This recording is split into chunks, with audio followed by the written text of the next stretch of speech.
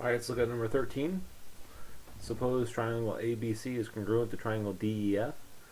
So as soon as you see that off to the side, go ahead and draw these two triangles. And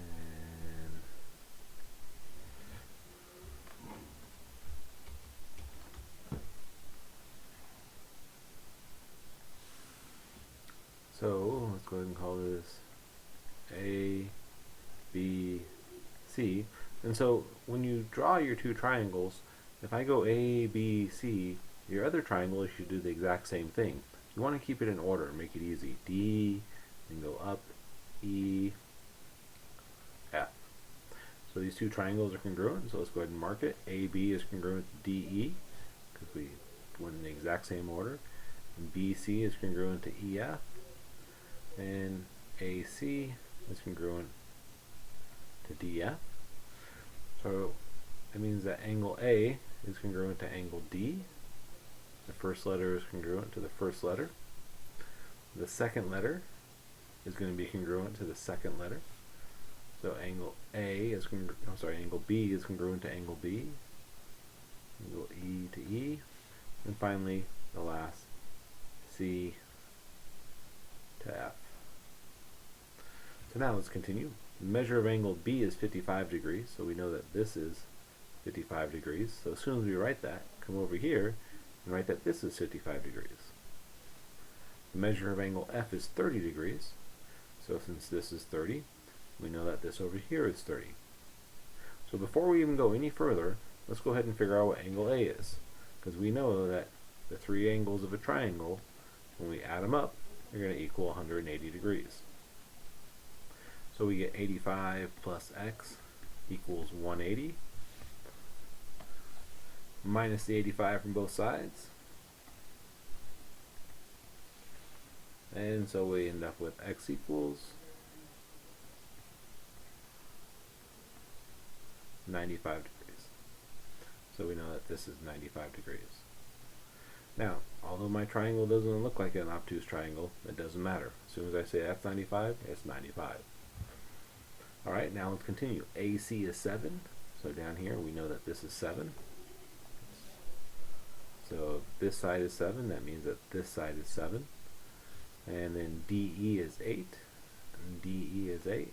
So if this is 8, this is 8. And then that's all the information they give us. So we don't know what BC is, and we don't know what EF is. Oh well. Alright, now let's answer the questions. The measure of angle E. So since we filled everything out as we did it, we just have to go through and just fill what we know. So the measure of angle E, so E is 55 degrees.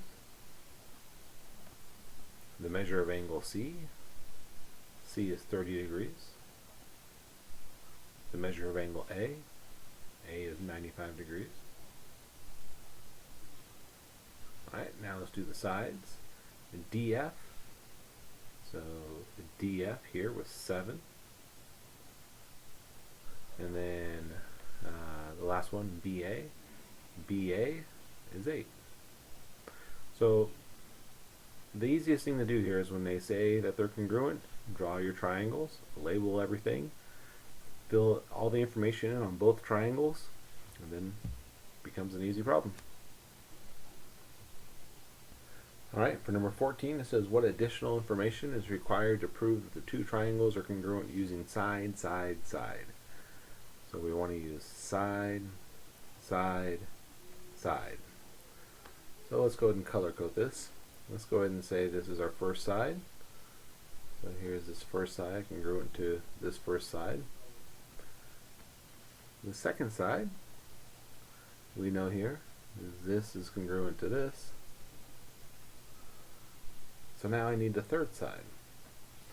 So this third side is going to be this is going to be congruent to this. Side, side, side. So now we just write down what side that pinkish color is. So this is segment TU. So segment TU is going to be congruent to. So notice I started here on T, and T also is part of this side. So when I'm on this, I want to say QR. segment QR. TU, QR. That's the additional side that we need for these two triangles to be congruent.